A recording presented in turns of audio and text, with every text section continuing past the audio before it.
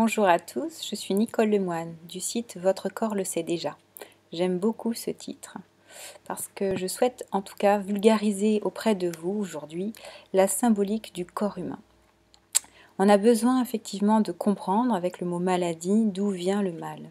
Comme c'est l'esprit qui gouverne le corps, il faut écouter quand même ce que le corps vient nous dire parce qu'il parle en vérité de notre inconscient.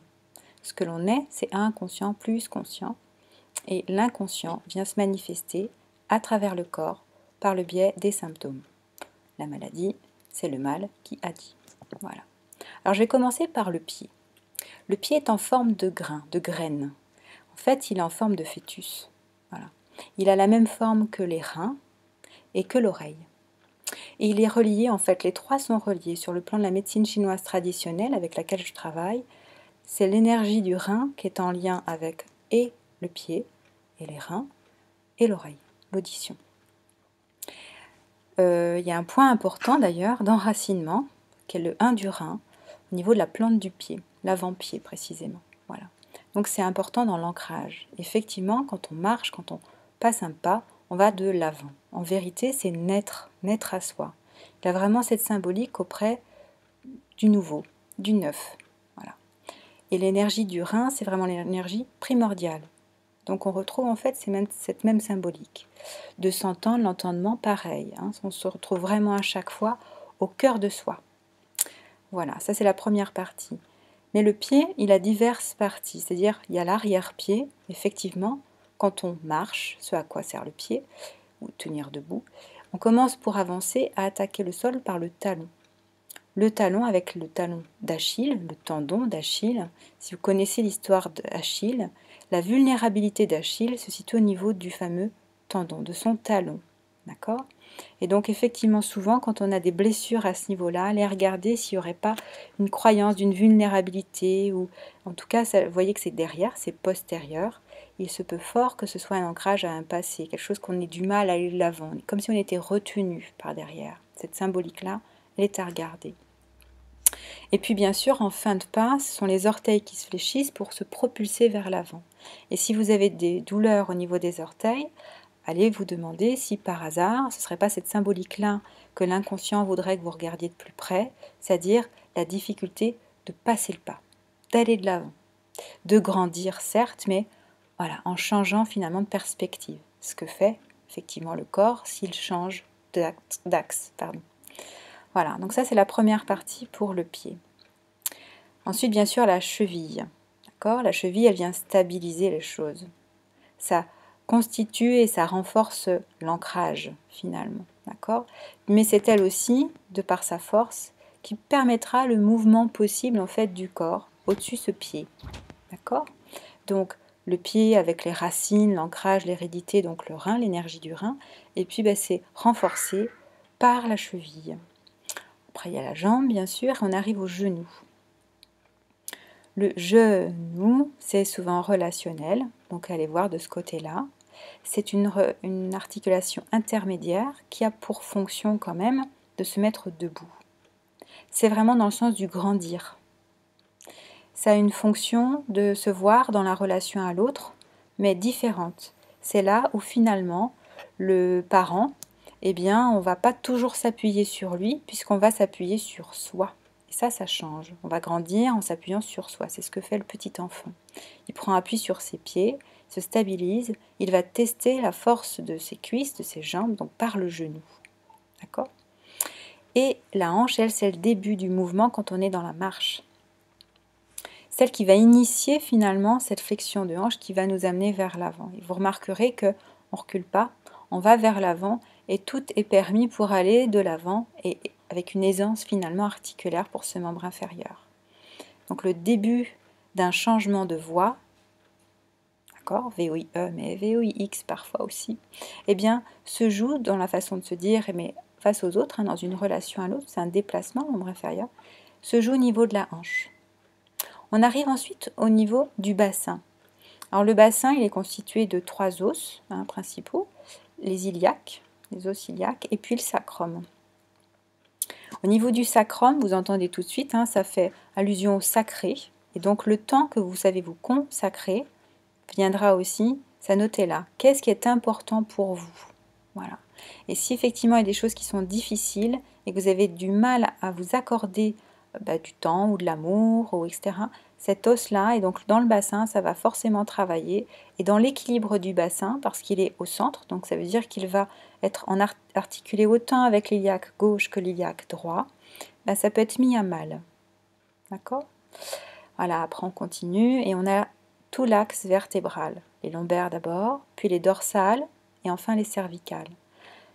Pour les lombaires, on est quand même très souvent en lien avec la notion d'argent, de valeur. Et l'argent, je vous invite vraiment à l'entendre en deux mots. L'art des gens. C'est finalement l'opportunité de voir notre art qui nous apporte de l'argent. On n'a pas de l'argent comme ça, on est forcément, en tout cas je vous le souhaite, de travailler dans un milieu qui vous semble évident, qui soit finalement un outil pour vous manifester, pour grandir, pour apprendre de vous. D'accord? Et quand tout ça est à mal, eh bien il se peut fort que les lombaires soient un peu chahutés. Au niveau des dorsales, ça joue beaucoup aussi avec la respiration. D'accord? C'est une particularité, la cage thoracique. Elle protège quand même les poumons et le cœur. Au niveau abdominal, c'est ouvert. Vous voyez, il n'y a pas de protection véritable. D'ailleurs, on laisse au contraire la mobilité abdominale pour la respiration. On gonfle le ventre sur l'inspire et on le baisse sur l'expiration. Et on parle d'ailleurs de cette région comme du cerveau émotionnel. Au niveau du cœur, c'est le cerveau du cœur justement. C'est justement la possibilité d'accueillir ce que l'on est vraiment. C'est l'aspect et le principe yin, c'est-à-dire l'inconscient. Voilà. Et quand on ne l'écoute pas, c'est aussi pour ça que le corps a besoin, lui, de le manifester. C'est vraiment son rôle. Il est le garant de votre vérité à chaque instant. Pour les lombaires, on est parfois aussi avec des douleurs lombaires et on retrouve l'énergie du rein, parce qu'une fatigue des reins va engendrer, de l'énergie du rein encore, peut engendrer une douleur. Les coups de froid, etc. vont majorer ce phénomène.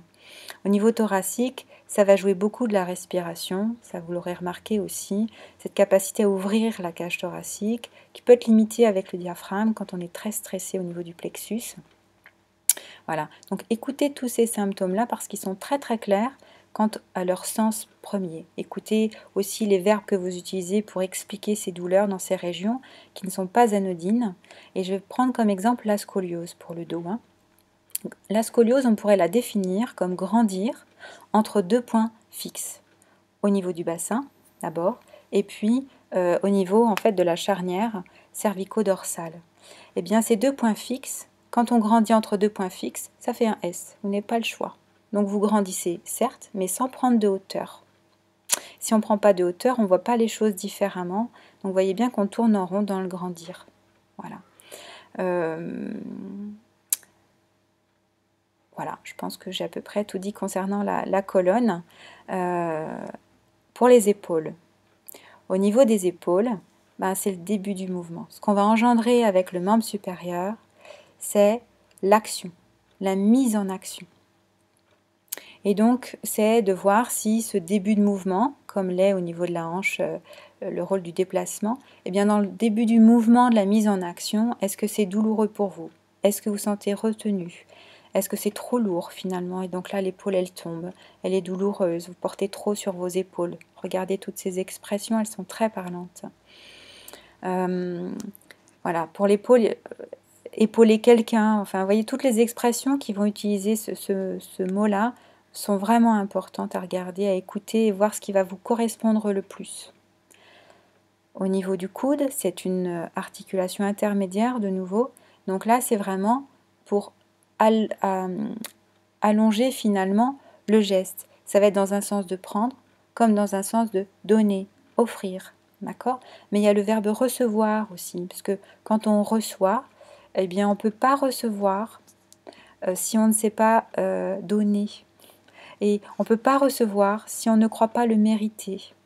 Donc il y a tout ce jeu-là aussi au niveau du coude qui est important. Quelle image avez-vous de vous? Est-ce que vous savez vous aimer suffisamment, donc pour recevoir suffisamment les cadeaux de la vie? Voilà. Donc ce coude, il n'est pas anodin là-dessus. Après, il y a bien sûr le poignet. Et là, le poignet, ça va être la stabilité. Est-ce que vous tirez, est-ce que vous poussez, est-ce que vous appuyez, etc. Regardez tous les verbes qui vont signifier le quand vous avez mal. Et vous en saurez davantage sur ce qui vous dérange, vous, dans votre vie personnelle. Après, au niveau de la main, elle a une fonction qui peut être très précise ou une fonction de force. Ça dépend de quelle main il s'agit, selon que vous soyez droitier ou gaucher. Mais on peut aller même explorer chaque doigt. C'est une main qui peut prendre, qui peut donner. On retrouve bien sûr ces verbes-là. Et puis chaque doigt, alors l'auriculaire est en lien avec l'oreille. Donc de nouveau, allez voir si mon petit doigt m'a dit, est-ce que ça vous parle? L'annulaire, qui est toujours, il le porte très bien d'ailleurs son nom, parce qu'il s'agit de l'anneau. Donc la relation de couple, regardez ce qu'il en est. Regardez les bagues que vous portez au doigt, et puis la symbolique de ces bagues, ou à quelles occasions les avez-vous reçues, ou vous les êtes-vous offertes, voilà.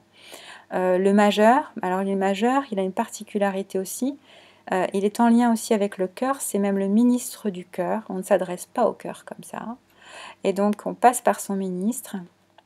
C'est important d'écouter cela, parce que quand on a un désamour de soi, c'est pas rare d'avoir une raideur sur ce doigt-là, voilà. Et l'index qui lui va pointer, mis à l'index comme on le dit si bien.